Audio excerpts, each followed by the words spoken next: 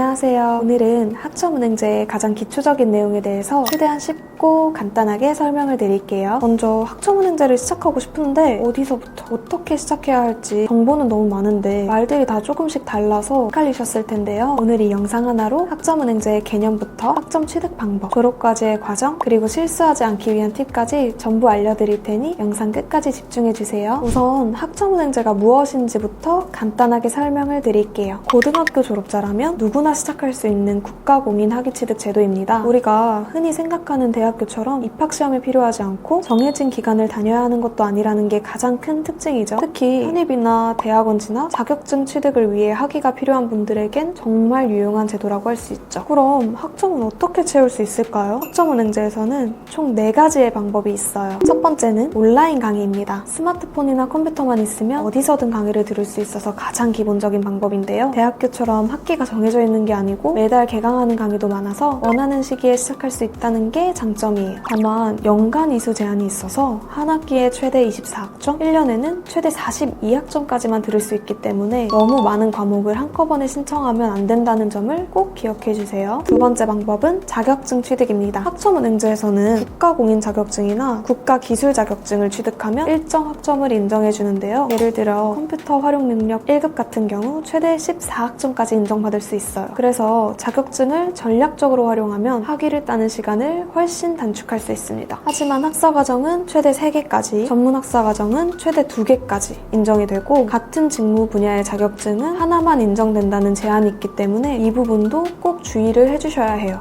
세 번째는 독학사 시험을 활용하는 방법인데요. 검정고시랑 비슷하게 시험을 봐서 합격하면 학점을 인정해주는 방식이에요. 1단계부터 4단계로 단계별로 나눠져 있고 1단계 시험을 합격하면 과목당 4학점, 2단계부터는 과목당 5학점씩 인정되는데 기간 단축을 하고 싶은 분들에게 추천드려요. 다만 이 시험은 1년에 한 번씩만 시행이 되기 때문에 미리 계획을 잘 세워두셔야지만 원하는 기간 내에 실수 없이 학위를 취득할 수 있어요. 마지막, 4번째 방법은 전적대 활용이고요. 이전에 대학을 다니다가 중퇴했거나 전문대를 졸업한 경우 그동안 이수한 학점을 학점은행제로 가져와서 활용할 수 있는 방법이에요. 예를 들어 2년제 졸업자는 최대 80학점, 3년제 졸업자는 최대 120학점까지 인정되기 때문에 이미 대학을 다녔다면 이 방법을 적극적으로 활용하시는 게 좋아요. 다만 F학점은 인정되지 않아요. 또 학점이 그대로 반영되는 게 아니고 전공, 교양, 일반 학점으로 분류될 수 있다는 점도 기억해주세요. 그리고 많은 분들이 전에 학교 성적이 좋지 않아서 전적대 성적을 가져오는 걸 걱정하시는 분들이 많으신데요. 학점은행제 규정상 학점만 끌어오는 거고 성적을 가져오는 건 아니기 때문에 그 부분은 크게 걱정하지 않으셔도 돼요. 자, 이렇게 학점 취득 방법에 대해서 알아봤고요. 이제 졸업 과정에 대해서도 한번 살펴볼까요? 학위는 크게 2가지로 나뉘어요. 2년제 전문학사 과정은 총 80학점이 필요하고 이 중에서 전공 45학점, 교양 15학점, 일반 20학점을 채우면 되고요. 4년제 학사 과정은 총 140학점을 채워야 하고 전공 60학점, 교양 30학점, 일반 50학점으로 구성돼요. 그리고 중요한 점, 무조건 학점은행제 수업을 최소 18학점 이상 들어야 한다는 규정이 있기 때문에 자격증이나 독학사만으로 학위를 따려고 하면 안 돼요. 이 부분은 정말 중요해요. 이제 학점을 다 채웠으면 졸업하면 되겠죠? 하지만 학점은행제는 일반 대학교처럼 자동으로 졸업 처리가 되는 게 아니고 직접 행정 절차를 하셔야 해요. 여기서 가장 중요한 3가지의 절차가 있는데요. 첫 번째, 학습자 등록입니다. 이 과정은 나는 학점은행제 학생입니다 라고 공식적으로 등록하는 단계인데 1월, 4월, 7월, 10월에만 신청할 수 있어요. 근데 여기서 또 하나 짚고 넘어가야 할 게 있는데 학습자 등록을 하고 나서 수업을 듣고 학점을 취득해야만 하는지 물어보시는 분들이 상당히 많아요. 그건 아니고 학점을 취득한 다음 학습자 등록을 해도 전혀 상관없기 때문에 이 점도 알고 계시면 좋을 것 같아요. 두 번째는 학점 인정 신청인데요. 이것도 마찬가지로 1, 4, 7, 10월 이렇게 정해진 기간에 차질 없이 신청을 해주셔야 합니다. 그리고 이제 마지막 학위 신청까지 해주셔야만 졸업을 할 수 있는데요. 학위는 1월과 7월에만 신청할 수 있고 최소 75일 전에 학습자 등록이 되어 있어야 학위 신청이 가능하니까 이 점도 꼭 주의를 해주셔야 해요. 쉽게 말해서 7월에 학위 신청을 하려는 분들은 전분기인 4월에 학습자 등록이 되어 있어야 하고 1월에 학위 신청을 하려는 분들은 전분기인 10월에 학습자 등록이 되어 있어야 학위 신청을 할 수 있다 라고 생각해 주시면 됩니다. 마지막으로 학점은행제를 최대한 효율적으로 활용하려면 플랜을 세우는 게 가장 중요한데요. 먼저 본인이 학점은행제를 왜 하려고 하는지 그 목표부터 설정하는 게 우선이에요. 편입이 목적이라면 어떤 대학이 목표인지, 대학원 진학이 목표라면 원하는 전공에 필요한 조건이 무엇인지 무엇인지, 자격증 취득이 목적이라면 어떤 학위가 필요한지 먼저 알아봐야 하는데요. 이렇게 목표가 정해졌다면 학점 취득 방법을 조합해서 자신만의 플랜을 짜는 게 정말 중요해요. 예를 들어 학사 학위를 따려는데 시간이 부족해. 그럼 온라인 수업 플러스 자격증 플러스 독학사까지 병행을 해주시면 학점을 빠르게 채울 수 있겠죠? 이렇게 해서 학점은행제의 개념부터 학위 취득 방법, 졸업 절차, 그리고 플랜을 세우는 방법까지 알아봤는데요. 이 영상을 한 번 더 보시면서 본인만의 계획을 정리해보시고 궁금한 점이 생기신다면 아래 댓글에 있는 번호로 연락주시면 언제든지 답변 도와드릴게요. 그럼 저는 다음 영상에서 더 유용한 정보로 돌아올게요. 끝까지 시청해주셔서 정말 감사합니다.